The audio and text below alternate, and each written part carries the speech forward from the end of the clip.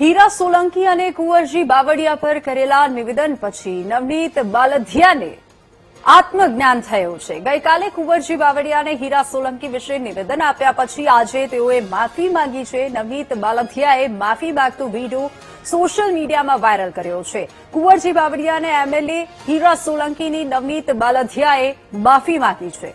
ગઈકાલે કોંગ્રેસમાં જોડાયા પછી નવનીત બાલધિયાએ આપ્યું હતું નિવેદન અને હીરા સોલંકી અને કુંવરજી બાવળિયા ફોન ન ઉપાડતા હોવાનો આરોપ લગાવ્યો હતો।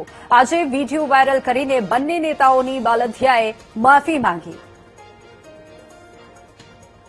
જે ગઈકાલે હું કોંગ્રેસ પક્ષમાં જોડાણો છું એમાં જે મારે ઇન્ટરવ્યુમાં બોલાઈ ગયું છે કે ભાઈ હીરાભાઈ વિશે, કુરજીભાઈ વિશે ભાઈ મારા ફોન રિસીવ નથી કરતા, એ બદલ હું હીરાભાઈ તથા કુરજીભાઈ માફી માંગુ છું અને મારા સમાજની જે કોઈની લાગણી દુભાણી હોય એ બદલ હું માફી માંગુ છું। મારાથી જે ભૂલમાં બોલાઈ ગયું છે એ બદલ હું સમાજ પાસે અને મારા આગેવાનો વડીલો જે કોઈ વિશે મારે બોલાણો હોય એ બદલ હું માફી માંગુ છું।